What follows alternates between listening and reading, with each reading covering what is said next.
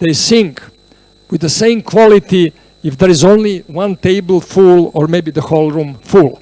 So we are professionals and we'll keep our lectures to the standards like all of you are top quality people and you are top quality people because you came here. And I say it's not important quantity, it's important the quality. Here are the people who are interested for this, and that is good, and that's why we'll keep the higher standard that you can hear maybe something new for you, that you can discuss and make your own impact. Thank you very much. Now I would like to call Dr. Giga, my long-term associate from the Clinical Center of Serbia, to say something about cardiovascular disease prevention in Serbia, current status and future challenges. Dr. Giga is secretary of Serbian Heart Foundation and also responsible person for prevention in Cardiology Society of Serbia.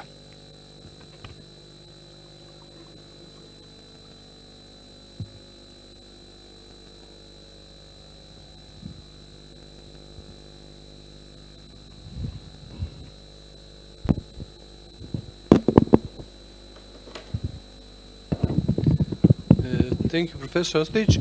And just a small technical information. We will give our presentation in Serbian, but the slides are in English, so that you can understand it. Okay. Poštovane koleginice i kolege, poštovani predsjedavajući, zadatak mi je da nešto govorim o prevenciji kardiovaskularnih bolesti u Srbiji, kakvo je današnje stanje i kakvi su izazovi pred nama. Ono što vrlo dobro svi znamo, to je da su kardiovaskularne bolesti vodeći uzrok mortaliteta u Srbiji. U poslednjih 10 godina beleži se blag pad stope mortaliteta na 100.000 bolesnika, međutim one su i dalje odgovorne za preko 50% svih smrti u Srbiji i nalaze se značajno iznad evropskog proseka od 45%. Ako pogledamo ove linije, odnosno trend kretanja kardiovaskularnog mortaliteta, vidimo da on praktično stagnira sve vreme i da ide paralelno sa mortalitetom od malignih bolesti koji je značajno niži nego mortalitet od kardiovaskularnih bolesti, i ove dve linije koje ne deluju da će se u bliskoj budućnosti ukrstiti, govore nam da se mi skoro nećemo pridružiti onim zemljama, ovih 12 evropskih zemalja, kod kojih više kardiovaskularne bolesti ne predstavljaju osnovni problem za zdravlje populacije. Pored mortaliteta, kardiovaskularne bolesti u Srbiji su i glavni uzrok morbiditeta. Nismo najlošiji u Evropi, međutim nalazimo se negde u donjoj trećini, izraženo prema dalijima, znači to je disability koji nastaje kao posledica ili smrti ili onesposobljavanja zbog kardiovaskularnih bolesti. Zbog čega je situacija takva? Znači ovde vidimo trend osnovnih faktora rizika za kardiovaskularna oboljenja. Praktično od 2000. do 2013. godine beleži se konstantno broj bolesnika sa hipertenzijom koji se kreće negde oko 50%. To je nešto iznad proseka, nema tačnih podataka uopšte čak ni za Evropu, ali su procene da je od hipertenzije se leči negde od 30 do 40% populacije.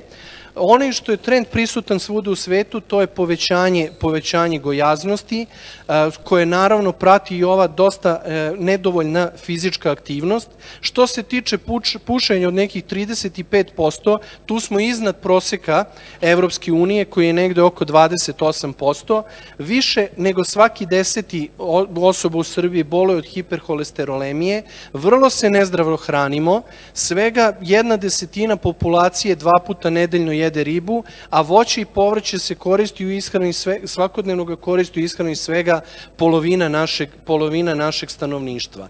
Kako to možemo da promenimo? Intervencijama koje se odvijaju na dva nivoa, na populacionom i na individualnom nivou. Ove intervencije na populacionom nivou, one su vrlo teške da se sprovode, najčešće su to u pitanju različite zakonske regulative, ali one bi imale veoma veliki uticaj na opterećenje bolestima u populaciji.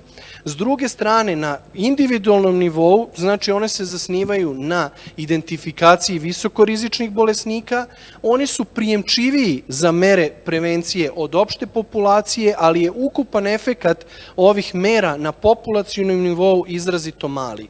Šta je ono što mi sada imamo u Srbiji što se tiče ovih populacionog pristupa? Ono što trenutno imamo, to je zakon o zabrani pušenja na javnim mestima, koji je napravljen sa idejom, znači da se s jedne strane smanji broj aktivnih pušača, a s druge strane da se smanji izloženost duvanskom dimu onih osoba koje ne puše. Ono što je problem u trenutnom zakonu, to je i ovo ograničenje da se on, recimo ako imate javna mesta kao što su restorani, oni nisu u obavezi da imaju zabranu pušenja, oni moraju da imaju deo za nepušače ako im je površina manja od 80%. Kakva su ona istraživanja o zakonu o pušenju? Znači, ljudi u Srbiji načelno zakon vrlo podržavaju, znači 87% njih smatra da je taj zakon dobar, međutim, naše društvo je i dalje jako tolerantno prema pušenju i ovo dozvoljeno pušenje u restoranima smatra, samo 20% ljudi smatra da to ne treba dozvoliti. Uticaj na pušačke navike ovog zakona je takav da zbog njega svega 1%, svaki 100. pušač je rešio da prestane da puši, a njih 15% je razmišljalo da možda da smanji pušenje. Ono što nam treba definitivno je da povećamo svest javnosti o značaju kardiovaskularnih oboljenja, da i ove zakone sa svim manjkavostima koje imamo, da ih se striktno pridržavamo. Drugi mesto na kome treba da insistiramo, to je promocija zdravog načina života, u prvom redu fizičke aktivnosti i zdravih načina ishrane i da se prave, znači, zajedničkim naporima lekara, lokalnih vlasti i države, da se u svakoj sredini osmisle preventivni programi koji mogu da budu aplikabilni u takvim sredinama.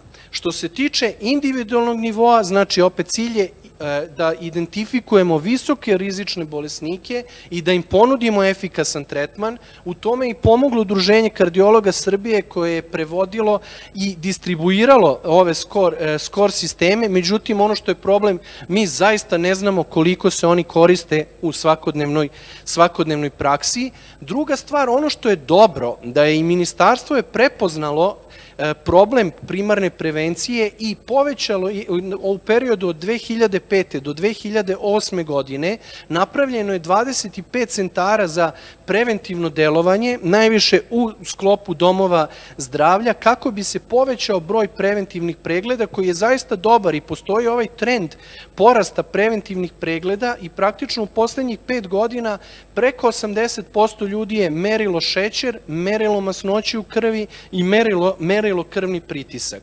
Međutim, ono što postoji, to je taj nesklad. Mi uspevamo da identifikujemo te visokorizične bolesnike, ali njihovo lečenje je vrlo loše, ali ne samo kod nas, nego i u Evropi. Znači, primarni deo Euraspire 3 studije je pokazao da praktično se zadovoljavajuća regulacija krvnog pritiska, holesterola i šećera javlja svega kod negde 25 do 40% bolesnika i ono što je verovatno ključni razlog je što mere koje mi propisujemo, kao što je davanje lekova, nisu praćene modifikacijom načina života. Ono što još dodatno otežava primarnu prevenciju, to je ko je u stvari za nju odgovoran. Prema preporukama, to trebaju da rade lekari u domovima domovima zdravlja, oni su svesni postojanja različitih preporuka, ali i na evropskom nivou vrlo ih malo primenjuju, misle da je vreme ključni faktor, znači nedostatak vremena je to što onemogućava njihovu aktivno učestvovanje, ali zaista možemo se i složiti s njima, jer kada pogledate da jedan lekar opšte prakse u Srbiji mora da godišnje pregleda preko 6.500 bolesnika, vi stvarno shvatite da on nema baš potpuno vreme da utiče na svog bolesnika i da mu objašnjava kako on da promeni svoje nezdrave navike. Ono što mi nemamo u Srbiji, to je nedostatak programa prevencije koji vode medicinske sestre koje su za to obučene, a ono što znamo iz Euroactiona, to je da je takav vid prevencije izuzetno efikasan. Međutim, ono što je zaista gorući problem u Srbiji, to je gojaznost kod dece. Ono što zabrinjava, to nije samo ovaj procenat gojazne dece, već i taj izuzetno loš trend porasta gojaznosti i praktično na populacionom nivou mi možemo da usvojimo ono što preporučuju i evropske preporuke, to je da se u školama promoviše zdrav način života, zdrava ishrana, znači fizička aktivnost. Ono što mi u Srbiji imamo na individualnom nivou se nalazi upravo ovde pored nas u Institutu Čigota, znači postoji program za lečenje gojaznosti kod dece koji je ustanovljen 2007. godine, čije troškove potpuno pokriva Fond zdravstvene zaštite. Godišnje kroz program, multidisciplinarni program prođe između 650 i 700 gojazne dece i ono što je pokazalo, znači na jednom uzorku od 250 dece, postoje značajni kratkoročni efekti ovog programa, ali ono što je još važnije i dugoročni efekti programa tokom perioda praćenja od 3 godine su ovde prisutni. Što se tiče sekundarne prevencije kardiovaskularnih događaja, mi nemamo neke konzistentne podatke. Ovo je jedna studija publikovana u časopisu Srce i krvnih sudova profesora Ivana Tasića iz Niške banje, koja je pokazala suštinski da je regulacija faktora rizika loša, da dosta liči na rezultate Euroaspire studije od 1 do 3, sa nekim izuzecima. Ono što je interesantno, to je da svega 17% bolesnika ima loše regulisan krvni pritisak u ovoj našoj studiji, ali je tu problem u tome koji su to bolesnici izabrani. To su bolesnici nakon preležanog infarkta miokarda unutar 3 meseca koji su upućeni na rehabilitaciju kada je praktično adherencija najveća. Vremenom, znači kontrola faktora rizika tokom vremena je sve lošija. Znači što se tiče prevencije i u Evropi, ona nema velikog pomaka. Praktično negde zadovoljavajuću regulaciju faktora rizika ima negde oko 30% bolesnika. Ono što je evidentno iz svih ovih analiza, to je da postoji jedan veliki raskorak između činjenice da veliki broj bolesnika zaista koristi lekove, ali mi nemamo dobru i adekvatnu regulaciju faktora rizika. Postoji više razloga. Prvi je da i sami lekari ne daju adekvatne doze lekova, niti ih vremenom povećavaju. Znači, ne biraju se optimalne kombinacije lekova za lečenje hipertenzije. Sa druge strane, adherentnost bolesnika je vrlo mala i zna se da čak i oni koji su preležali infarkt miokarda u 50% slučajeva ne koriste lekove, svu propisanu terapiju već nakon godinu dana, ali ono što naročito utiče, to je taj nedostatak promena načina i stila života, a on je izuzetno velik. Ovo su podaci na preko 18.000 ljudi iz OASI studije koji su pokazali da oni bolesnici koji posle akutnog koronarnog sindroma nastavljaju da puše, koji su fizički neaktivni i koji imaju nezdrave navike u ishrani, imaju 4 puta veću verovatnoću da dožive ponovni infarkt, da umru ili da dožive moždani udar od onih koji su u potpunosti promenili svoj način života. I tu je ključno mesto rehabilitacije ovih bolesnika, jer to je mesto na kome oni usvajaju najbolje te zdrave navike. Međutim, čak i na evropskom nivou bolesnici kojima je potrebna rehabilitacija, svega u najboljem slučaju njih polovina i zaista ima odlazi na rehabilitaciju. U Srbiji je taj problem još dodatno veći. Praktično kod nas postoji samo faza 2 koja je definisana, to je stacionarna rehabilitacija u 2 centra, znači Niška banja i Sokobanjska, sa malim kapacitetima, tako da mi imate svega 12 do 15% bolesnika se rehabilituje, a praktično popunjenost kapaciteta je skoro 100%, znači kapaciteti su mali. I umesto zaključka, dao bih neke možda ideje šta možemo u nekom kratkoročnom vremenskom periodu da uradimo, to je da napravimo akcioni plan za kako bi napravili redukciju faktora rizika i da definišemo načine kako ćemo meriti naš uspeh, da se pridržavamo strogo i da promovišemo strogo pridržavanje postojećim zakonima, da se više pažnje obrati na fizičku aktivnost i zdravu ishranu kao važne faktore u smanjenju rizika i da se poboljšaju kapaciteti za rehabilitaciju kardiovaskularnih bolesnika i ono što je važno, da se naprave programi koji nisu stacionarni i da se naprave oni programi koje će voditi kvalifikovane medicinske sestre. Znači, pred nama je dug put, ali pretpostavljam da ga vredi preći. Hvala. Zahvaljujem se doktoru Gigi na izvanrednom predavanju. Ja moram kažem da sam ja nešto je naučio, naročito on se potrudio da skupi sve ove podatke. Dr. Graham, I said that I'm very thankful to Dr. Giga who was diligent to collect all those data from different agencies, and this is something what is very good. Now I would like to call academician Professor Vulić, president of the Foundation of Heart and Health from Republike Srpska, Bosnia and Herzegovina, my long-lasting collaborator who would give a talk how to improve primary prevention of cardiovascular diseases. Thank you, Professor Ostojić.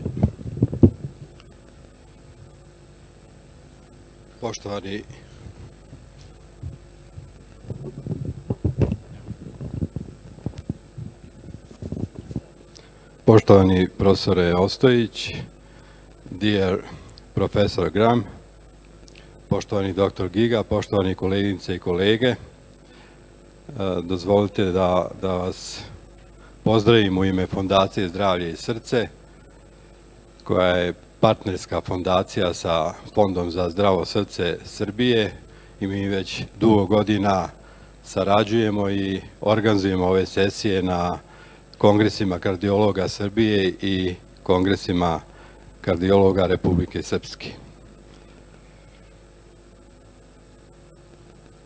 Ovo su podaci vam već poznati, jer godišnje u svijetu umre negdje oko 17,5 miliona ljudi od kardiovaskularnih bolesti. U evropskom regionu od ukupno 9,6 miliona, 4,9 miliona umre od kardiovaskularnih bolesti.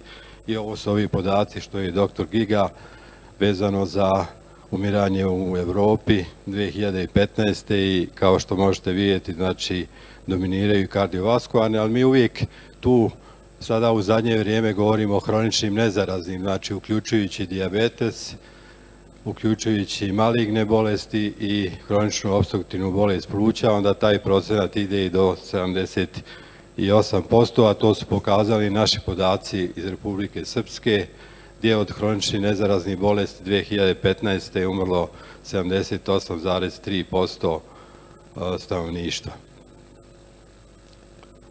Naši podaci vezani za mortalitet, da znači iz 2014. i 2015. godine pokazuju negdje oko 48%, da nam od ukupnog broja umrlih negdje oko 15.000 desi se u Republici Srpskoj i to su ti podaci koje nas svrstavaju u te visokorizične zemlje u Evropi i sve ove kalkulacije koje radimo putem skor tablica, znači idu preko tog kalkulatora za visokorizične i vidite da ovi ključni faktori rizika, znači oni najviše utiču na ovaj mortalitet, tako je to i kod nas, znači visok krvni pritisak, visok holesterol i pušenje praktično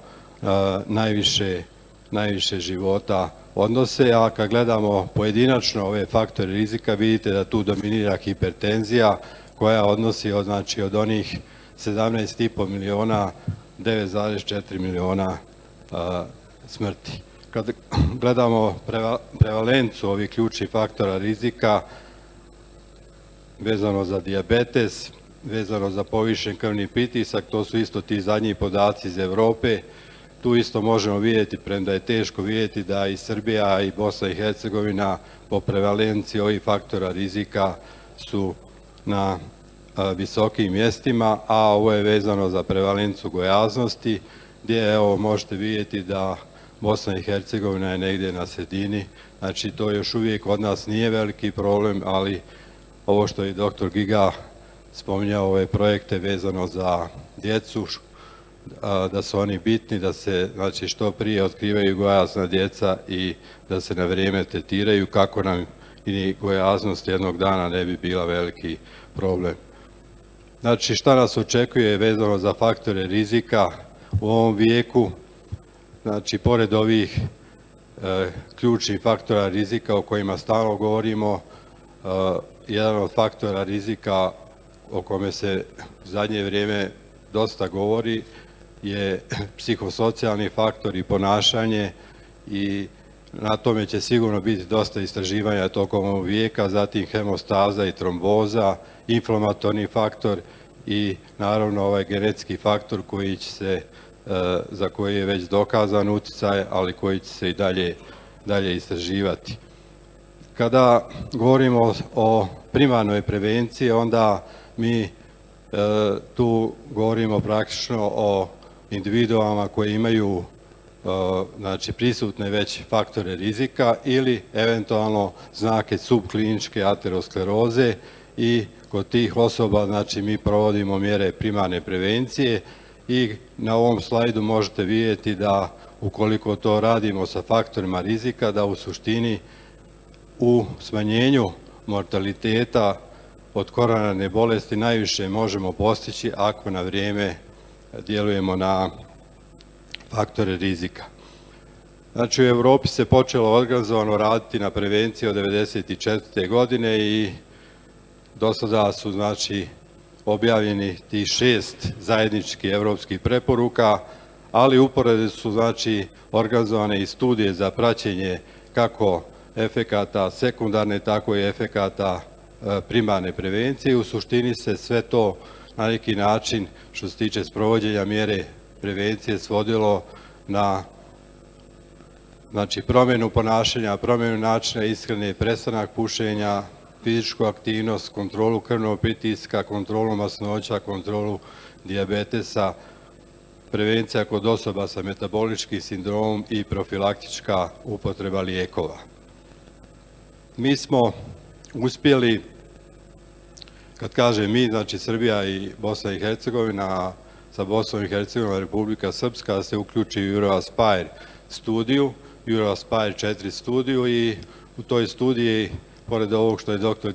Giga iznio vezano za sekundarnu prevenciju, znači rađena je i analiza mjera primarne prevencije, i tu su sad nabrojene ove mjere koje su praćene, da sad to su poznate stvari, ali ovdje možete vidjeti, poredio sam Srbiju i Bosnu i Hercegovinu, i možete vidjeti vezano za procenat pušača koji su bili na intervju. Znači to su pacijenti koji su se sretali u svakodnevnoj praksi u primarnoj zdravstvenoj zaštiti kod ljekara opšte prakse, znači kod kojima su praćeni faktori rizika, i vidite procenat onih koji su nađeni pušača na intervju. Tu ispada da je u Srbiji po ovim podacima lošija situacija nego u Bosni i Hercegovini, ali neki evropski prosjek je 17%.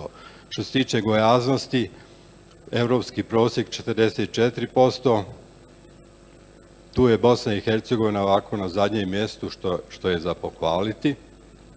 A što se tiče fizičke aktivnosti, isto su podaci pokazali da se kod nas stanovništvo, bar prema ovom intervju, dosta koristi fizičku aktivnost. U prosjeku je to bilo negdje 32%, u Srbiji je blizu tog prosjeka i možete zaključiti da što se tiče promjene načina života, kad gledamo taj primarnu prevenciju, da i dalje su ti faktori rizika značajno zastupljeni i da se dosta mora raditi i dalje na promjeni načina života. Što se tiče kontrole faktora rizika poput povišenog krvnog pritiska, to je evropski prosjek negdje u 43% da se postižu ciljne vrijednosti krvnog pritiska. Što se tiče LDL kolesterola u prosjeku 33%, kod nas 25%, a što se tiče novootkrivenog dijabetesa, prosjek u Evropi je bio negdje oko 22%, a ovo je znači procena rizika od dijabetesa koji se radi tim fin risk upitnikom i tu vidite da je negdje oko 25% bilo osoba koji su pod rizikom da će dobiti sutra dijabetes i ovdje su sad zbirni podaci vezano za postizanje ciljnih vrijednosti i promjenu načina života u toj Euroaspire, znači 4 studije i ta studija je dala zaključak da su i dalje znači faktori rizika, ovi ključni faktori rizika nedovoljno kontrolisani i da većina pacijenata još uvijek ne postiže promjenu načina života, a to se isto tako odnosi i na one sa dijabetesom, odnosno one koji imaju rizik za nastanak dijabetesa. I da bi mi ostvarili ove ciljeve o kojima pričamo u zadnje vrijeme, a to je da do 2025.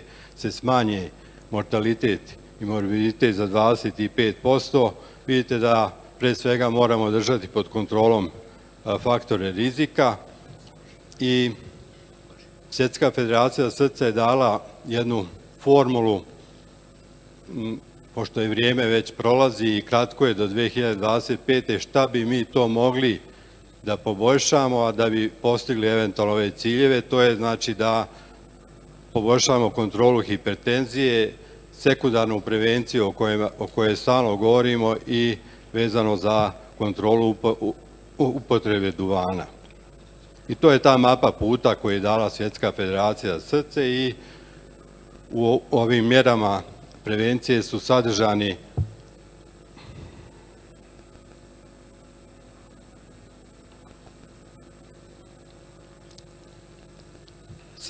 su ove sve mjere koje bi trebali da se sprovode u okviru primarne prevencije da bi ostvarili ove ciljeve. To je sve definisano znači ovim novim europskim preporukama za prevenciju koje su objavljene 2016. Ovo je vezano za način ishrane, a ovo je vezano znači za taj populacijni pristup šta bi trebalo da se uradi u opštoj populaciji vezano za zdravu ishranu i naravno da je tu bitno ovo što da se počne sa radom u školama i predškolskim ustanovama, jer to najviše obećava da tu možemo, što se tiče fizičke aktivnosti, isto tako date su te preporuke na tom populacionom nivou. Za prestanak pušenja to je jasna stvar, ona je još jednom dokazana, s tim da je uvedeno ovo za pasivno pušenje, da je jako bitno da smanjujemo pasivno pušenje, znači da u sredinama pušača bude što manje nepušača i da na taj način se izbjegava taj negativni efekat pasivnog pušenja.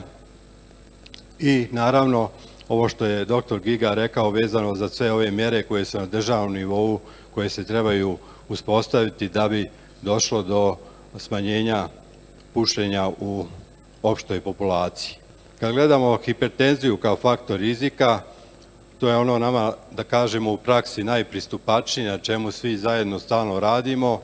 Vidimo i dalje da, bez obzira što imamo i dobre lijekove na raspolaganju, i dalje visok procenat pacijenata, znači, ostaje nekontrolisan i vidite da 1/3, znači, hipertenzivnih pacijenata svega postiže ciljne vrijednosti i da na tome znači moramo raditi, a isto tako da preko 1/2 hipertenzivne populacije nije svjesna svog stanja, znači mi hipertoničare srećemo već kada oni u suštini imaju oštećenje ciljnih organa ili komplikacije hipertenzije.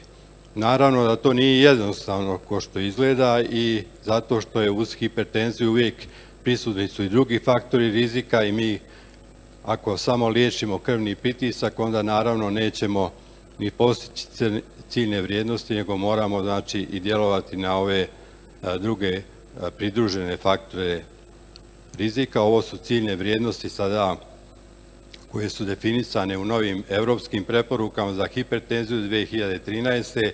a onda su to praktično te preporuke, ove nove za prevenciju su još jednom potvrdile, ali ono što kod hipertenzije moramo stalno isticati da promjena načina života, jer mi sa promjenom načina života možemo smanjiti, kao što vidite, pritisak i do 20 mm živnog stuba ako se koriste sve mjere promjene načina života. Naravno da se stalno razmatra intenzivno smanjenje krvnog pritiska i koliko daleko trebamo ići sa krvnim pritiskom i smanjivanjem i tu su rađene mnoge studije i meta-analize. Zadnja studija Sprint koja je isto izazvala kontraverze jer je pokazala da ako idemo na smanjenje značajnije krvnog pritiska da postižemo i smanjenje čak i mortaliteta za 27%, kardiovaskularno za 43%, tako da i meta-analize su pokazale isto tako značajno smanjenja krvnog pritiska ispod 130 i tu je sada i dalje ostala dilema da li ići na to intenzivno smanjenje krvnog pritiska, ali iz razloga zato što se moramo uvijek plašiti i izraženih hipotenzija, jer te izražene hipotenzije mogu nam izazvati veće komplikacije. Zato je u sadašnjim preporukama i dalje ostalo ciljna vrijednost 140-90 za opštu populaciju.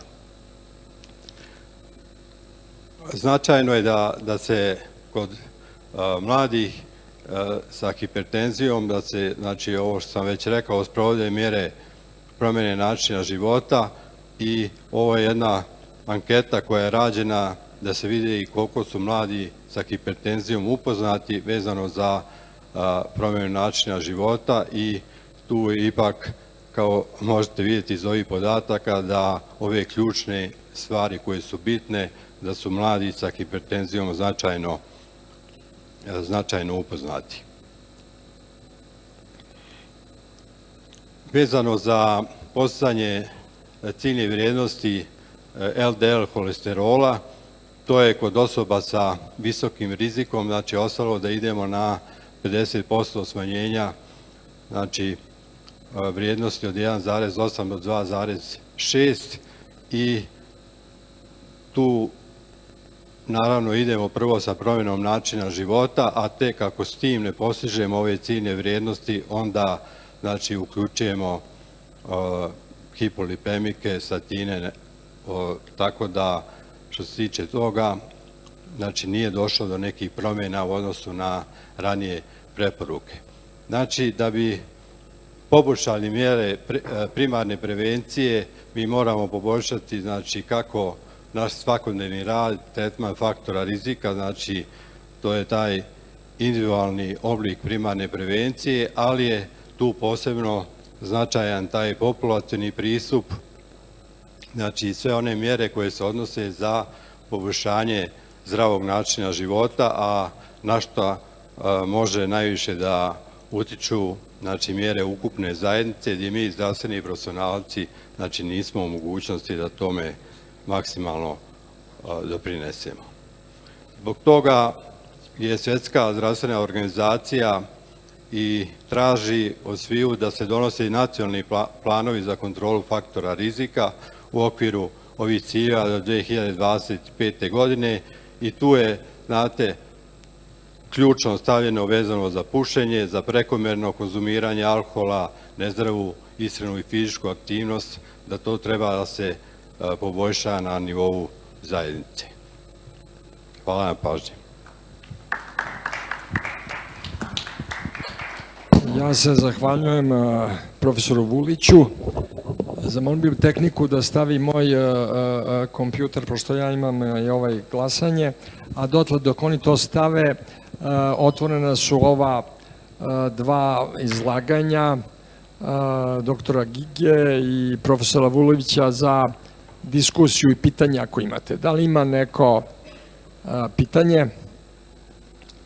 Evo, ja bih pitao doktoru Gigu, na primjer, za mene impresivno zvuči ovaj program za decu koji imaju obezitas i šta ozbiljuje, znači, Fond zdravstvenog osiguranja. Jedino što sam malo tu suspektan, ima puno gojazne dece, to je sada eksplozija i za to je valjda u Americi angažovana žena ovoga George Busha mlađeg. Ja sam bio na jednom kongresu kardiologa gde se oni to bore, te javne ličnosti. Znači, vi ste prikazali koliko procenat dece, dosta veliki procenat dece. Verovatno je to neki uzorak, a ne totalna gojaznost koju mi imamo po gradovima, naročito. Eto, to je, na primjer, jako pozitivna stvar, ali bi trebalo, znači, vidjeti tačno koliki je uzorak. Jel ima još neko pitanje?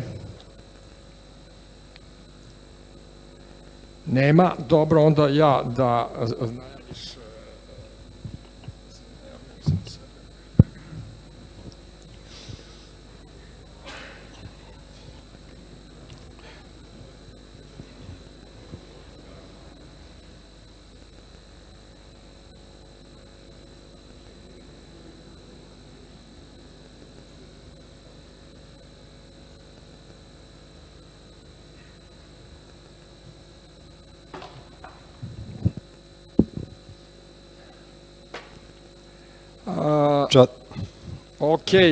Čast i zadovoljstvo mi je da pozovem akademika profesora Miodraga Ostojića, predsjednika Fondacije za zdravo srce Srbije, da nam održi predavanje dijabetes mellitus i kardiovaskularne bolesti, kako je evolucija naših znanja uticala na svakodnevnu praksu.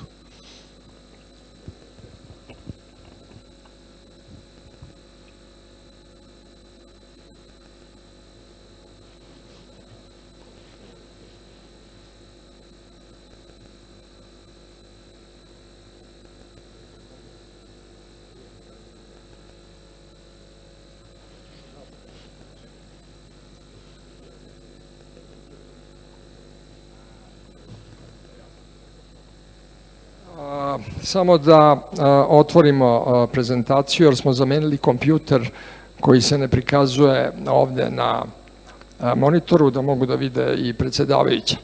Ja ću održati predavanje, jako mi je sigurno teže na engleskom nego na srpskom, baš zato što želim da uvažim našeg gosta, profesora Jan Grahama.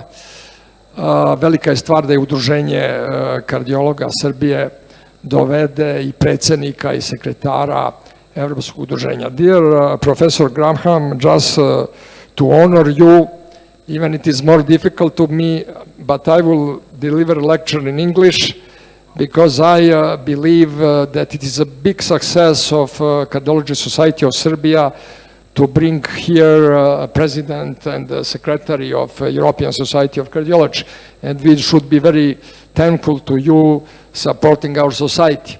I would like just also to mention to you that Serbian Society of Cardiology is continuing the membership of Society of Cardiology of Yugoslavia. On island of Corfu, I was at that time Secretary of General. We met with Professor Michel Bertrand, Professor Pavlos Totouzas, and George Gialafos, and we agreed that Society of Serbia should not be expelled from the European Society, like we were expelled from the soccer championship of Europe, that we should continue our membership, and all the other societies which became after disintegration of Yugoslavia will apply for the new society. And I think that is very good. It is maybe more something formal, but it gives us some self-confidence that we are continuing our activities since 1955. Thank you. So we can start here. Ima što znači? Eto. Kad sam ja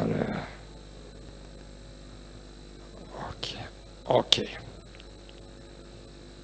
To smo imali 3 naslova, nešto se promenilo, ali dobro.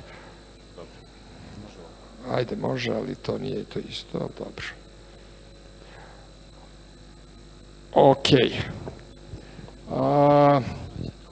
Dobro, ali ja sam ti rekao da proverimo, a ti si rekao nećeš da znaš. Dobro, ok. So, title of my lecture is similar that the lecture that I delivered last month in Trebinje when we had a meeting of Cardiology Society of Republic of Srpska, diabetes mellitus and ischemic heart disease. What was the influence of evolution of our knowledge in everyday practice? And authors were myself, Professor Vulic, Dr. Stanetić, who just helped me here with the computer, and Tamara Kovačević-Preradović. So I had a similar talk, not just exactly the same, a year ago, also in Trebinje, but also in Subotica in the spring innovation of knowledge. And I showed at that time one patient who is a clown and who had, as you can see, obesity and who had attacks of paroxysmal atrial fibrillation. That was actually a year ago. And this is actually the patient who lost some weight. That is important, and that's why I asked Dr. Giga about losing weight in children. And this is actually we together in the City Hospital of Belgrade when I practice, when I'm in Belgrade. And this year, actually, I presented the other guy who also looks similar and who is also 198 height and who has 125 kilograms. So there are 2 pictures from Belgrade here and here from Banja Luka when I met this patient, so less than a month ago. And the question comes here there are 2 men. One man is a real macho man, and it's full of very, very energy. So the question is, what is the common denominator in those 2 pictures, except that I'm in both. So you can vote. So there are 2 macho men, A, and one is more macho man than the other, and it's full of health. Okay, so thank you very much. It is the answer opposite than in Trebinje. In Trebinje, 30% answer that there is one who is macho man, but here you believe that I'm also macho man, I'm not sure. But that is actually how we consider those tall guys, obese, that they are full of health, and it is not true. Because we are considering patients like this. Blood pressure, cholesterol, whatever, not looking at the patient as the whole individual. Even in the commercial slides, you can see that traditional CVD perspective was looking at the single factors, and you should look at the total risks, but there is no obesity here. And obesity is very, very important factor for many, many complications. And this is shown in this slide. In this era, we have men like this, slim, but traditional factors of risk factors. And here we actually have so-called metabolic syndrome or cardio-metabolic syndrome.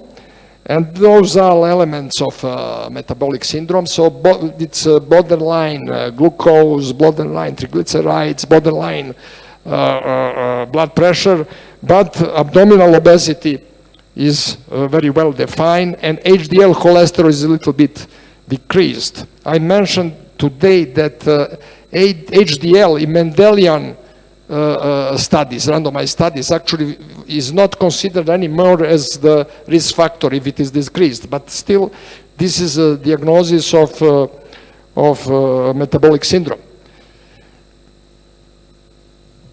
So what is the influence of metabolic syndrome on developing coronary heart disease?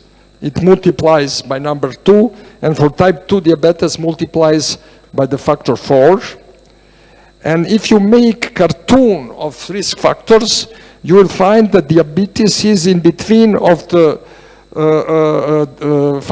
vital organ damage and risk factors. And really it can be considered something in between.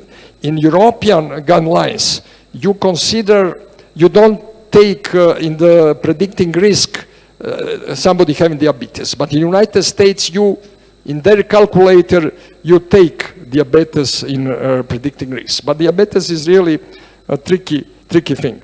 Why is that important? If you look at the Euroheart survey, those 3, you will find that some things are very well regulated, like total cholesterol, blood control, use of blood pressure medication, smoking, even not maybe regulated, but not increased. But here with diabetes, obesity, and body mass index, that is increasing. And that is something which is not good. Okay, now I would like to ask you to answer, what is your subspecialty, your family medical doctor, internist with the orientation to endocrinology, internist with orientation to cardiology, endocrinologist and cardiologist.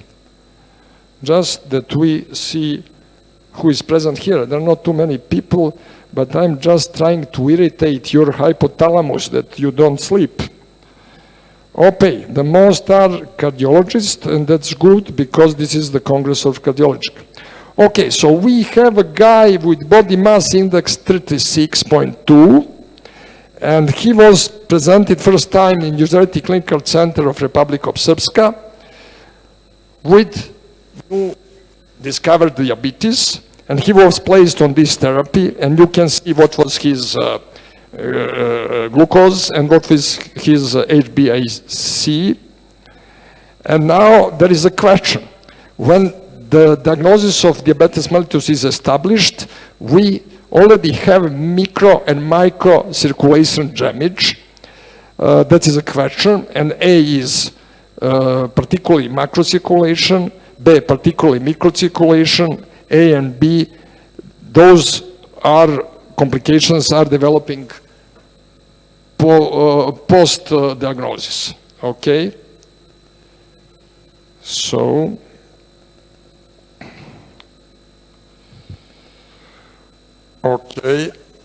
okay, put A and B, okay, that is exact number. This is also very good, and this is actually macro circulation is more exact, and you will see this slide. So this is a risk for diabetes, and this is the moment of establishing diagnosis. And here is macro circulation, and here is microvascular complications. So you first start with that. There is something of those micro, but first are micro circulatory complications. When you look at the glucose fasting, and when you look on insulin resistant and insulin secretion, you see that pancreas is trying to match and to fight against insulin resistance, but later on it is not capable of doing that, and then we have manifest diabetes. And vascular complications are coming in that moment. In this slide, you can see when diagnosis is established that there is almost 50% of B cell function not working, and the monotherapy is enough here. Combination therapy when it is more than 50, and then insulin in the phase 3. But what is interesting, there is a statistic from United States and diabetes and related complications. You can see that all complications in 20-year time frame were decreased, which is very good, But we have an epidemiological paradox in diabetes mellitus type 5. Why? Because individual patient is living longer, because there is more and more death cases because of complication of type 2 diabetes. It's correct A and B. Okay, that paradox comes because there are more patients now. Even the individual patient is scoring better, but more patients are making absolute numbers to be bigger, and that is why we have that epidemiological paradox. Maybe Professor Graham will comment that later. Okay, so type 2 diabetes mellitus and cardiovascular diseases, the collaboration of care is needed. So endocrinologists, cardiologists, general practitioner, primary care physician. This is something important. And I can tell you, this is from 5 days ago. Cardiovascular outcome trials. Has diabetes now become more relevant for the cardiologist? I have to admit, because I'm interventional cardiologist, but I also was a part of 7-country studies. Actually, my most cited papers are for the 7-country studies, that usual blood pressure, cholesterol with the Roy Collins group.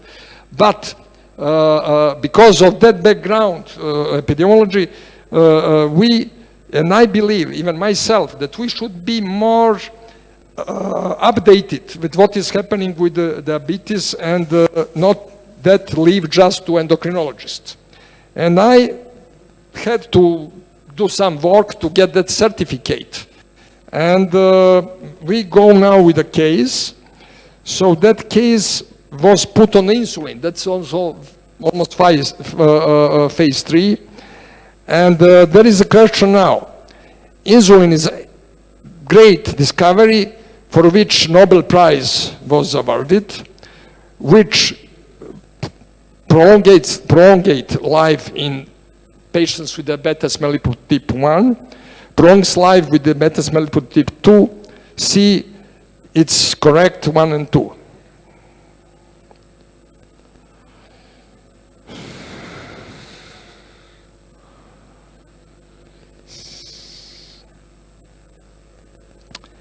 Okay, it is debatable.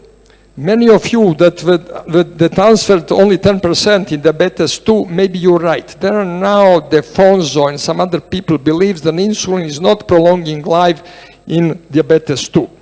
But in diabetes type 1 for sure. But this is still debatable, and this is a very interesting answer given by you. So this is the first trial with the glucose lowering agent.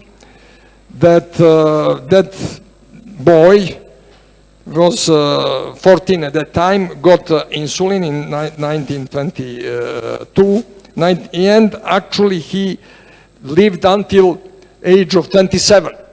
In that time, you know, the studies were not so complicated. I took that slide from Professor Ryden's presentation at the European Congress of Cardiology in Barcelona, but this is interesting. Bunting and McLeod, they got the Nobel Prize for that. And there is also some interesting finding and interesting knowledge behind it, that actually it is thought that they don't discover insulin. The insulin was discovered with one scientist before them. But they got Nobel Prize, and what was interesting, they shared that with their collaborators, and also they didn't ask for patent financial reimbursement, so the insulin was freely distributed and was available all over the world. And because of that birthday of Professor Bunting, November 14, is now celebrated as the Diabetes World Heart Day. And this is actually insulin. And now we go home. That patient had STEMI. You see, leukemia was high and HbA1c.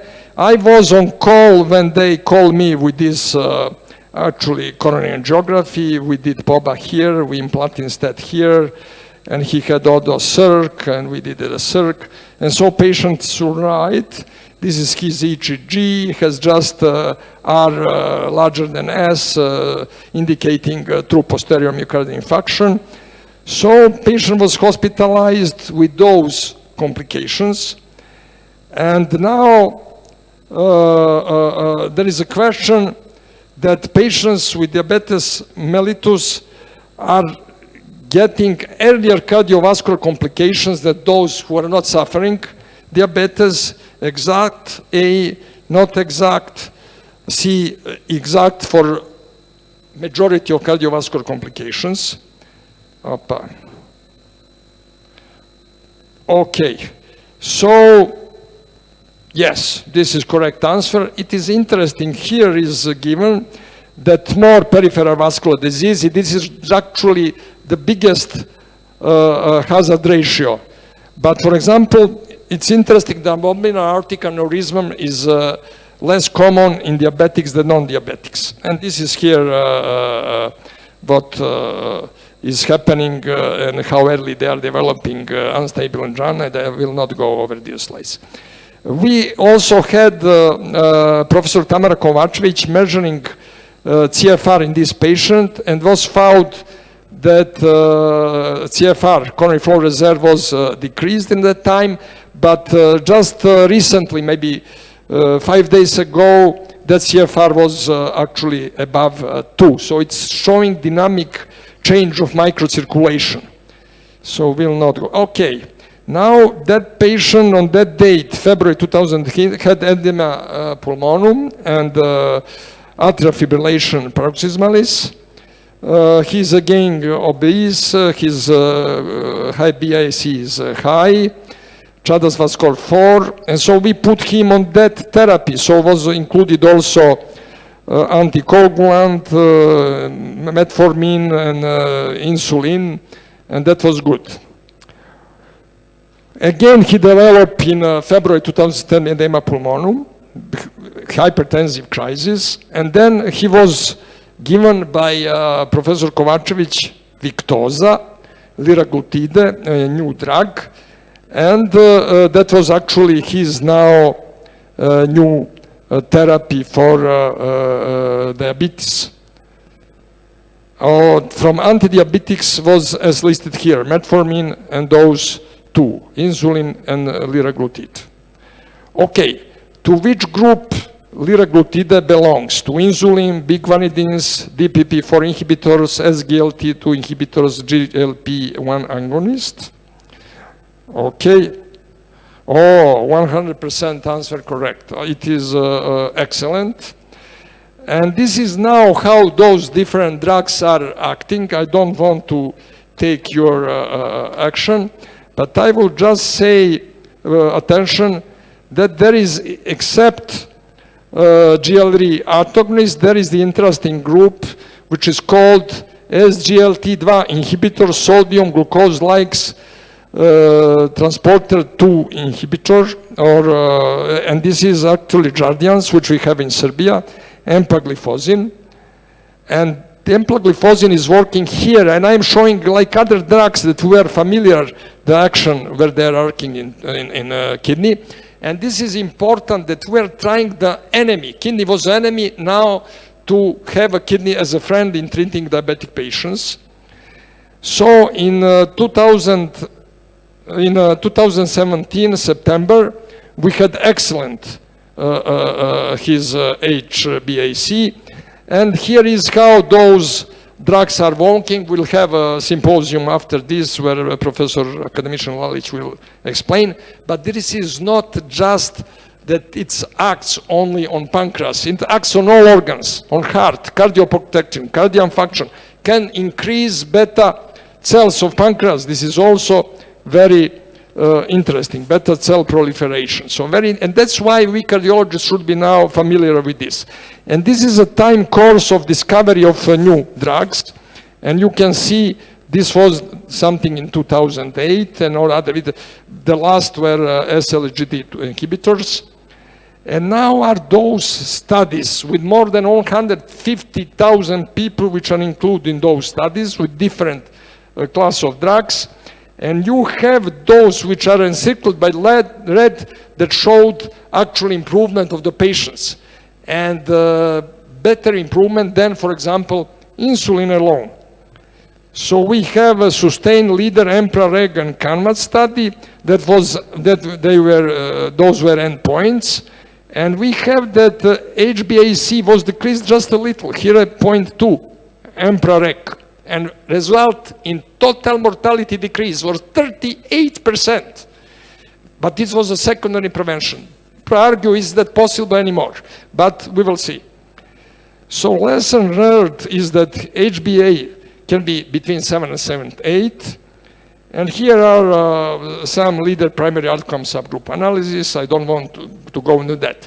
But what is important that we know about diabetes, we cardiologists, and 70% are cardiologists, that we had at the beginning favorable results in these studies. And then we have neutral results. Why? Because here were just one factor treating, but now we have many factors treating. Results will become better, but between better results we have safety concerns because some had mortality increase like in a court. So FDA and EMEA asks for each new drug to have mortality data not to be worse than comparative treatment. Because there is a slide that I like very much. He died with the perfect HbA1c level. So this is not what is the main marker for our follow-up. And here is given which A1C you have to keep, and those are usually modifiable factors. So the risk of potential hypoglycemia, disease duration, life expectancy, relevant comorbidities, expected vascular complications. So it can be 7, but if this is a step, the vascular complications high, then you can increase them and to be 7.8, like in those study. And those are factors that cannot be modified. And here is the kidney action. And on the end, this is the slide for a very important group, and here is important, which put what is the cardio risk profile of antidiabetic medications. So they have metformin, probably increasing or also decreasing cardiovascular disease, decreasing mortality, GLR1RI, SGLT2 inhibitors. And about those we don't have now convincing data. So now is the position, the metformin is the first drug, and sulfonylurea should go to the trash box, and the problem, this is not good, but this and this can be good, and maybe in combination of those two, and we are awaiting those studies.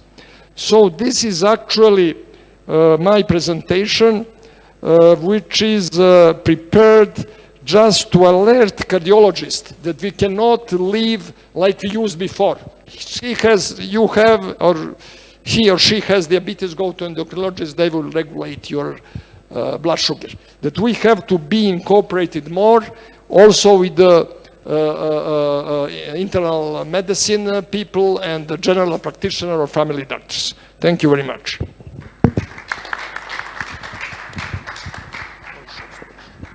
Thank you very much, professor. Okay, dok on skloni moj kompjuter, a dođe profesor Graham, jel ima neko pitanje iz ovoga? Nema. Ima neki komentar? Jel kod nas bilo koji od ova dva leka na pozitivnoj listi, jel na neko u Srbiji? Da li je SGLT2 inhibitor na listi, Jardians, na listi, nije na listi, pacijenti kupuju. A ova Viktoza nije. Znači, to je problem. Ja sam, držeći ovako predavanja i istupajući na javnim medijima, uspeo neke lekove kao što je, na primjer, Dilatrend ili kao što je Prilazid, da oni dođu na pozitivnu listu. Znači, mi imamo sada podataka koji još nisu 100% podaci, zato što su ovi lekovi su se pokazali dobri u sekundarnoj prevenciji. Oni koji već imaju neke kardiološke manifestacije, ali su u velikom riziku za kardiovaskularni događaj. Ali imamo podatke da možemo stojimo da ti pacijenti dobijaju adekvatnu terapiju. Profesor Graham, It is my pleasure now to announce Professor Ian Graham from Dublin, Republic of Ireland, and to hear from him perspectives on cardiovascular prevention and some personal thoughts for the future. Thank you very much again for coming and being with us here. Well, thank you. And as I said at the opening ceremony, I am very privileged and honored to be here. I come from a country that has had its own troubles over the years, perhaps not quite as complicated as yours, but quite stressful before we became a republic. So we have a certain empathy, I hope. Now, are we ready to go here?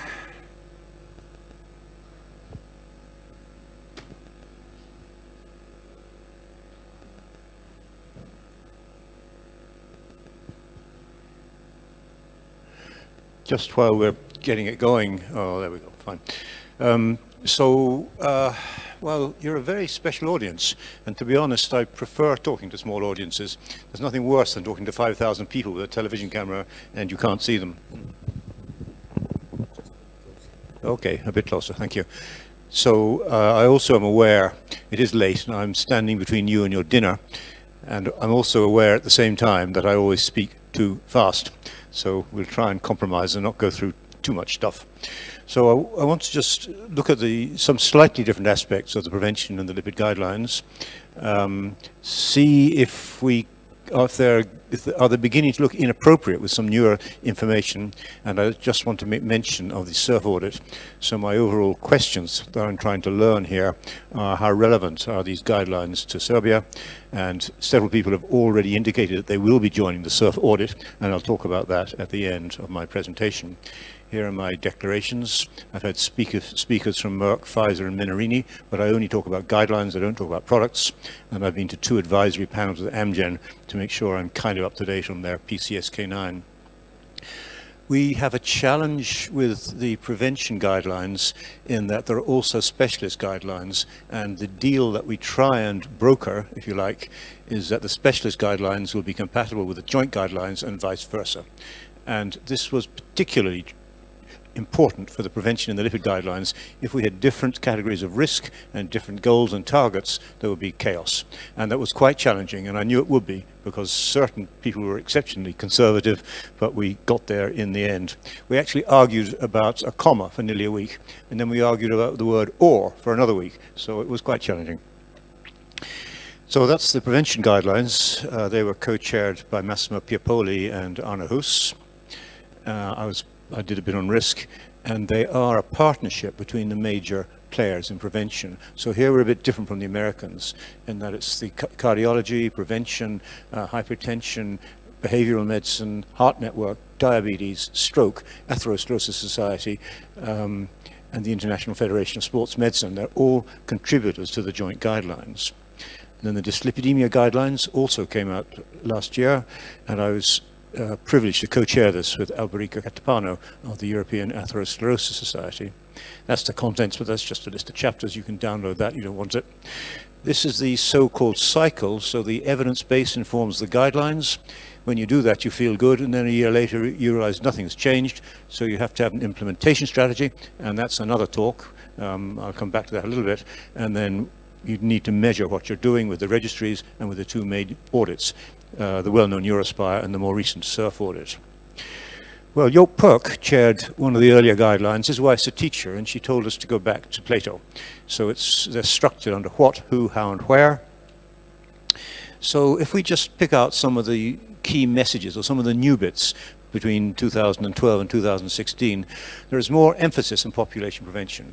Now, we are clinicians, so we treat high-risk people, but we've known ever since the time of Jeffrey Rolls that most deaths come from people at only slightly increased risk because they're vastly more numerous than the smaller numbers at very high risk. So actually most deaths in Serbia come from people at only slightly increased risk. That's going to become more important, and I'll try and explain why. So there's more emphasis on population prevention, and there are more disease-specific recommendations for diseases that are associated with atherosclerosis, AFib, coronary artery disease, heart failure, stroke, and peripheral artery disease. Then with the WHO, there's more on women. I'll come back to that because women, slightly more women than men die in Europe each year. They just do it later. So you don't really get protection, you get deferral. Then we had a little bit more about older people, and in young people, the approach to the fact that a low absolute risk may implicate a very high relative risk, and the concept of risk age. Then more on preeclampsia, pregnancy, hypertension, polycystic ovary, gestational diabetes, more on specific other conditions that carry vascular risk, such as rheumatoid arthritis, erectile dysfunction, and cancer, and indeed chronic lung disease, because people with lung disease and people with rheumatoid arthritis mostly die of vascular disease, and we've audited their risk factor control in my country, and it's very, very bad.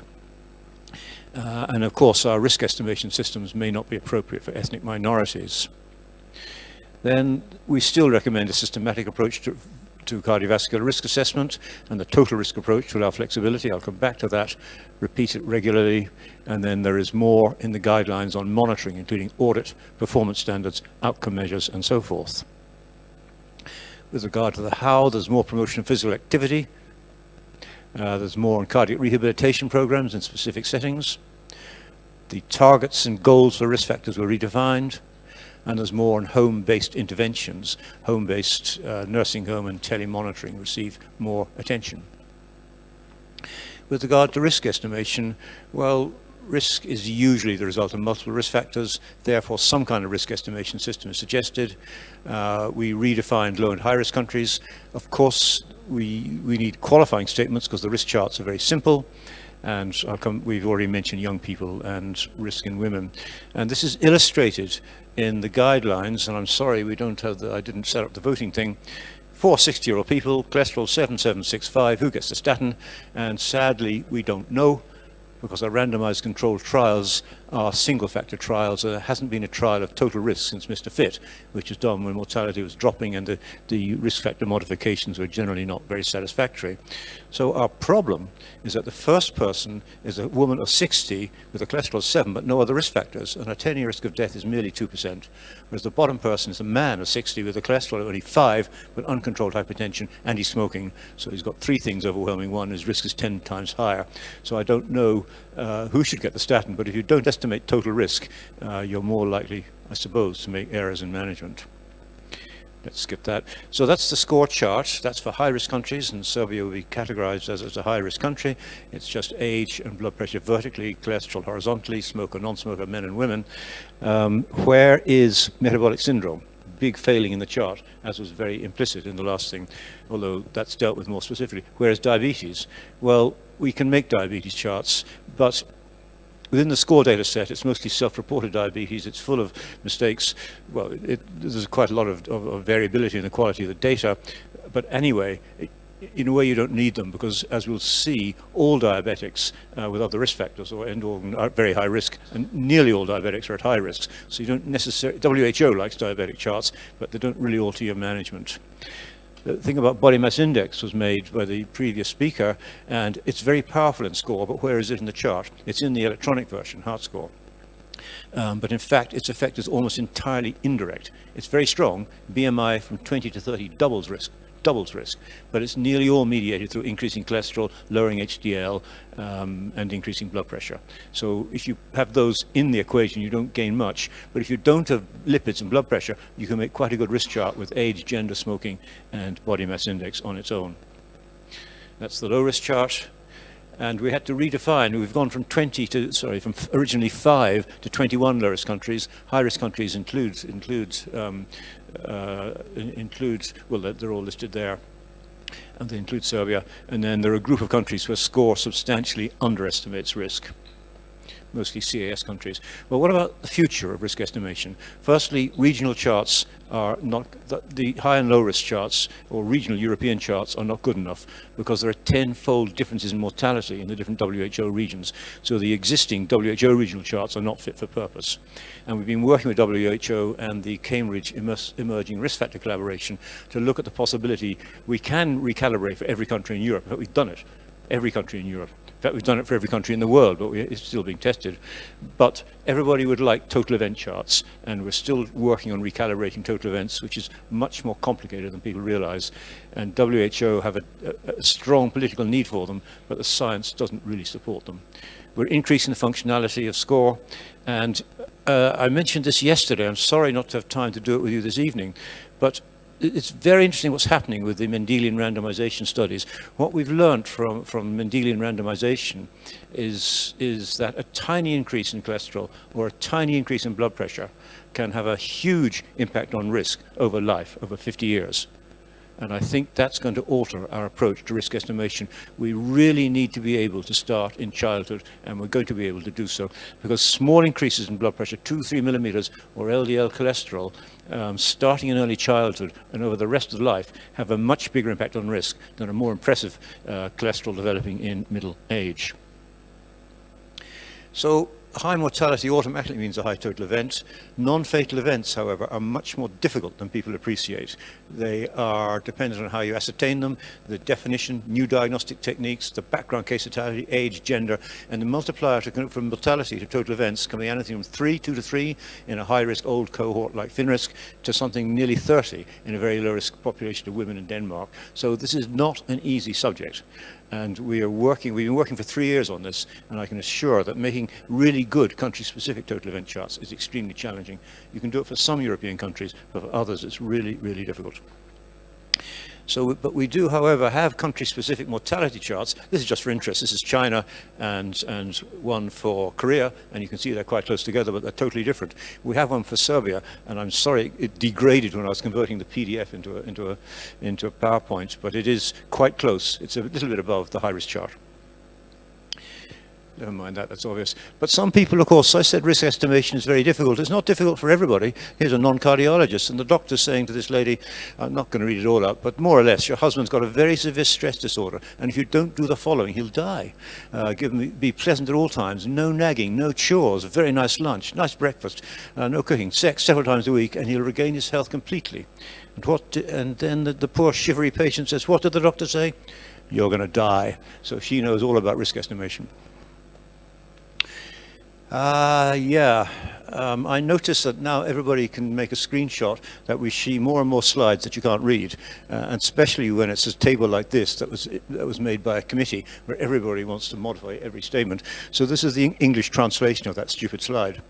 So very high risk then is documented cardiovascular disease. Now we define that, but if you believe there's objective evidence of atherosclerotic vascular disease, they're very high risk, end of story. Diabetes with end organ damage or a major risk factor, severe chronic kidney disease, GFR under 30, or a score of over 10%, or 10% or more. High risk will be very high single risk factor. Most people with diabetes, there are some young insulin dependent ones that are low risk, but most are. Moderate chronic kidney disease, 30 to 60, score 5 to 10%, moderate risk, score 1 to 5, and low risk under 1. Goals and targets, well, we had a very big debate after the American guidelines about statins for everybody. I'm not sure how much difference it makes, but within Europe, our information is that most people would prefer a personalized, targeted approach. So we won't bother with all the targets, you've seen them, but for the lipid ones, for very high risk, it's under 1.8, 70 milligrams per deciliter, or a reduction of at least 50% if you're close to that. For high risk, it's under 2.6 or 100, or at least 50% if you're close to that. And then for low to moderate, it's under 3 or 1.15. You've seen this management slide, and you can see it's graduated by rising risk as you go down vertically, and by rising LDL as you go horizontally. So the categories are lifestyle, consider drug if uncontrolled, lifestyle drugs for most, and lifestyle and drugs. And we've attempted to grade the evidence.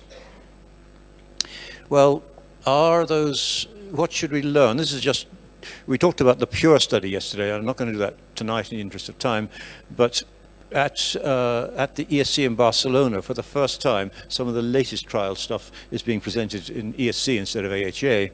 And for example, the Fourier trial of PCSK9 and the CANTOS trial of canakinumab were both presented and discussed both in the scientific sessions and in press conferences. So the Fourier trial of evolocumab, this is a PCSK9 inhibitor. It does what they all do. It lowers LDL by at least 50 to 60% over and above a maximal statin effect. So it was nearly 26,000 people with vascular disease and statin randomized to placebo PCSK9, and LDL was lowered to an extraordinary median of 0.8 millimoles or 31, and there was a linear reduction in risk. There was no sign of a J-curve or an increase in risk at low levels or of it flattening out, and the lowest risk was in the 2,669 people in the lowest category of LDL, which is under 0.5 or 20 milligrams per deciliter. So this is bringing us into new territory, and the several other of the PCSK9 trials are showing something similar. And there's no increase in side effects at the lowest level of LDL and no effect on cognitive function. And mind you, that's not a crazy LDL. It's about the same as certain other animal species like rabbits. So why man needs 4 times more LDL than we need for metabolism is hard to understand. So, and I'm sorry we can't vote on this, we don't have it set up, but the current target for high-risk people is under 1.8 or 70 milligrams per deciliter. What should it be? 1.5 or 60, 1 or 40 or 0.5 or 20? I'm not sure, but we're certainly going to have to think about it. There's a slight caveat in that sometimes adverse effects from drugs don't appear in the trials and they appear during the post-marketing surveillance, but so far with the PCSK9 inhibitors, no untoward side effects have emerged. Having said that, this is a bit daft because of the crazy cost of PCSK9 inhibitors and the fact that most people don't get sufficient statins in the first place. So one should certainly not consider them, except in the really highest risk people who can't take statins or who have had absolutely maximum treatment without full effect. And we've heard already that after a year, there's about a 50% failure to comply with preventive medications. So the CANTOS trial of canakinumab, this is a therapeutic monoclonal antibody that targets specifically interleukin-1 beta in 10,000 people. And the 150 milligram dose was associated with a modest benefit, hazard ratio 0.85, very small absolute reduction, but just a few caveats, neither cardiovascular mortality nor total mortality were reduced, not a hint of it. Fatal sepsis was increased, and this category of drugs have been shown in other settings to increase infections. It costs $200,000 a year, so it might be exciting because the previous trials of anti-inflammatory therapy that have been less specific have not shown benefit. But this is a personal opinion, this is not anything to do with the guidelines. I think that confirmation and more information is needed before these are widely introduced into clinical practice. And anyway, what country can afford it? I want to finish up by telling you a little bit about SURF, which is a simplified audit of risk factors. We finished phase 1. We're now starting phase 2. 1 or 2 of our colleagues have already indicated a willingness to participate, and I'd just like SURF to be, or I'd like Serbia to contribute to SURF, and I hope you will. This again is the so-called virtuous cycle or circle: the research, the evidence base, the guidelines, the implementation, and then measuring what we're doing. Now, many of you, we've seen Eurospire. It is methodologically more robust than SURF. It's methodology a better audit. And if you can do it, that's great. But there's quite a lot of selection effect because it takes nearly 2 hours per patient, and not everybody will do that, and you need money to do it, and quite a lot. So it costs some millions to run. We run SURF on a few thousands of euro because it's all electronic. So this is not a competition. We regard it, if you can do Eurospire, do it, or do both if you can, even better. But SURF is designed to complement it, to try and increase the representativeness of the audit because it's so easy and simple to do. So that was our aim, a simple system for auditing risk factor recording and management in people with coronary disease. We published the pilot in 1,000 people, and then last year we published the phase 1 in 10,000 people from 79 centers. And for phase 2, we want this to be vastly bigger in Europe, but also outside Europe. So these are the same diagnostic categories as Eurospar, CABG, PCI, acute coronary syndrome. We added in stable angina with objective confirmation. It's done during a routine clinic visit. It takes less than 2 minutes per patient. It's a one-page form, although it'll be electronic in phase 2, and we're now moving to a completely online data collection system. That is the paper version, and it doesn't matter whether you can read it or not. The top is the demographics, gender, and the diagnostic categories. The middle bit, that yellowy stuff, is the risk factor history. On the right, the purpley stuff is the risk factor measurements. There's also participation in rehab, and then medication classes at the bottom. No doses, no drug names. So that's it. And we resist being clever. Every time people want us to make it sophisticated, we say, wait a minute, if you can't do this in less than 2 minutes, you're not going to do it in your 70-people clinic. And I would say to you, when people say, I can't do this in my 70-people clinic, if they do it in one clinic, or better still, get a nurse to do it because they're more reliable than doctors, they then find it is not difficult to do. So, for example, this is from phase 1, 79 centers. Just a couple of points. This is comparing Europe with Asia, mostly Saudi Arabia, Middle East, mostly China and Taiwan. So cardiac rehab virtually doesn't exist in Saudi Arabia and the Middle East and in Asia. Hypertension, all regions was over 70%. Overweight and obesity, Europe over 70%, Middle East over 80%. And the LDL target over on the right, overall, only 30% of people were at the target of 1.8 milligrams per deciliter, and indeed considerably less than that in China, whereas there's rather less statin usage.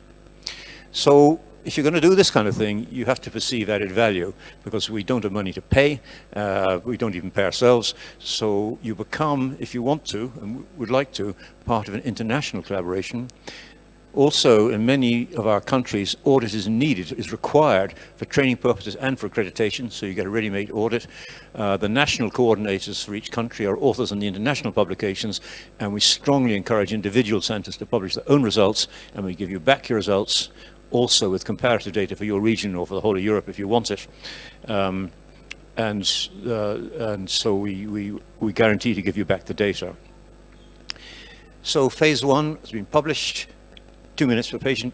The phase 2 will be entirely electronic on either a PC or a laptop or a tablet or smartphone.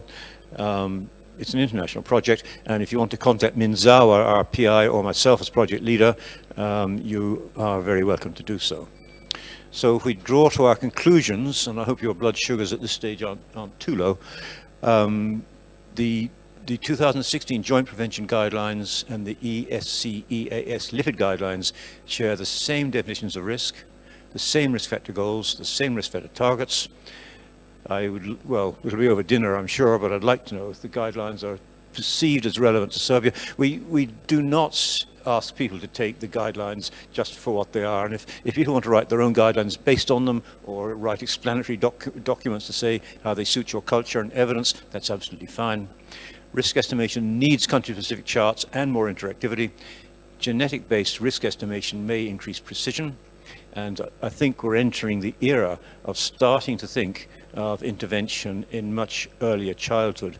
In other words, what Jeffrey Rose told us about most deaths arising from people at marginally increased risk, I think that's going to be even more true as we add the data from Mendelian randomization. Fourier and the other PCSK9 trials will make us re-examine the LDL cholesterol goals, and a task force is doing that right at the moment. CANTOS raises the possibility that specific anti-inflammatory therapy may reduce risk. Is it possible, and this arose from some data I was showing yesterday based on Mendelian randomization, is it possible that a lifelong, very small reduction in LDL from early childhood or early adult life on will have a bigger impact on health than short-term intensive therapy? I'm in no way dismissing intensive therapy for very high-risk people. I mean, that's silly. And we invite Serbia to join us in the phase 2 of SURF International Audit of Risk Factor Recording and Control. And it's late in the evening, and I thank you very much for your attention. I'm sorry if I spoke too fast, and I thank you for your patience.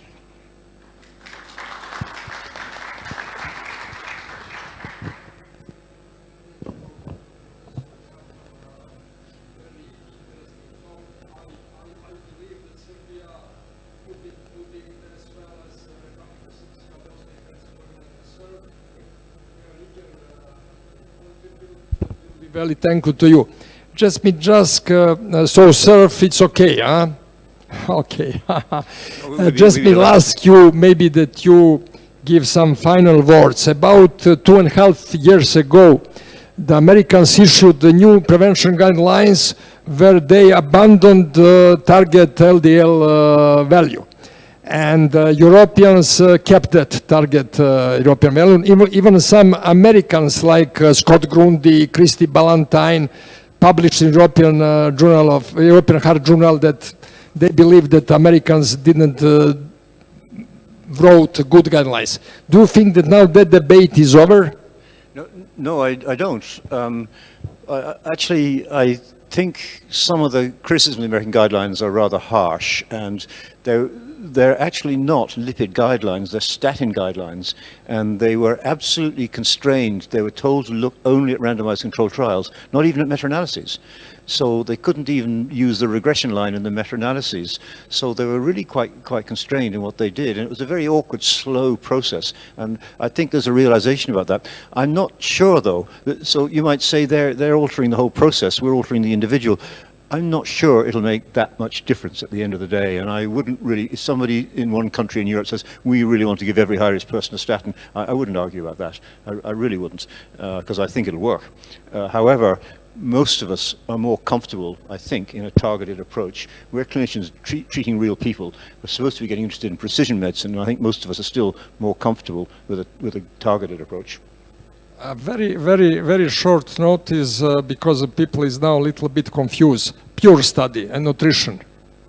I showed this yesterday, and I don't think it alters our nutritional advice. Now, this is 18 countries. Only 3 of them were high-income countries. There were problems with the ascertainment of some of the data, like the fat intake in China is far smaller than the other survey of China. They said that a high carbohydrate diet is harmful, but they did not distinguish between refined carbohydrate sugars and non-refined ones like fiber. Also, a high carbohydrate diet is very different in a developed country, a rich country, than a poor country. And in a poor country, it may be just a proxy for poverty, and poor people die more. It may not be anything to do with it, with the carbohydrate. Then I think the fat data has been misrepresented, because if you look at the saturated fats, they were all low intake. Even the Americans, there's only 10.9% of calories of saturated fat. In other words, even in America, they were at the nutritional target. So there were no high saturated fat countries. So that data, this suggestion of an increased risk in high fat is very odd, because it cannot examine high saturated fat because the data aren't there. They were all low saturated fat countries. The range is only 7 to 11%, and even the 7 was China, and that may be falsely small, so it's a tiny range. So I have to say, and if you think the way nutrition guidelines are going, in that saturated fat consumption has dropped, so the focus is perhaps a little less on that and a bit more on positive choices that displace saturated fat, more on legumes and vegetables and fish, where you can't eat as much saturated fat. Well, then you end up almost in the same place, because you're increasing your fiber intake. So I don't think yet. Sure, it needs a lot more debate. It needs a lot more analysis. It's very complex. I don't think it's going to change what we're advising in nutrition at the moment. And one question more.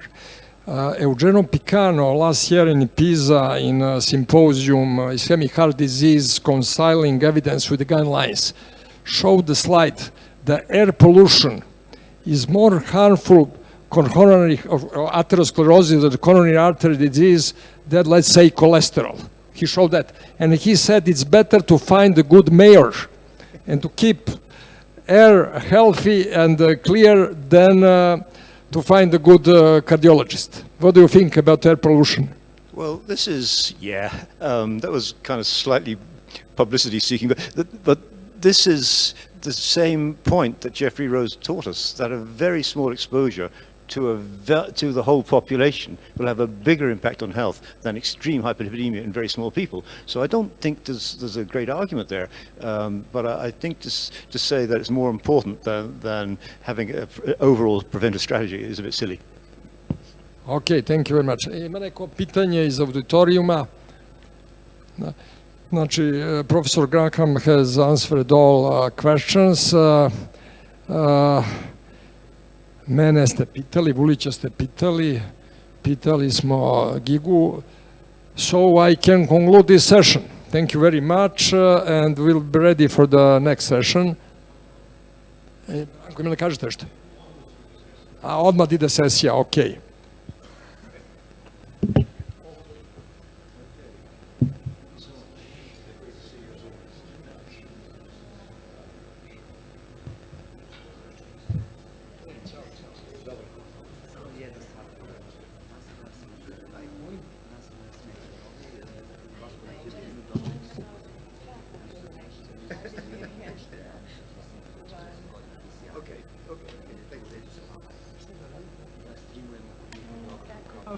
Good enough.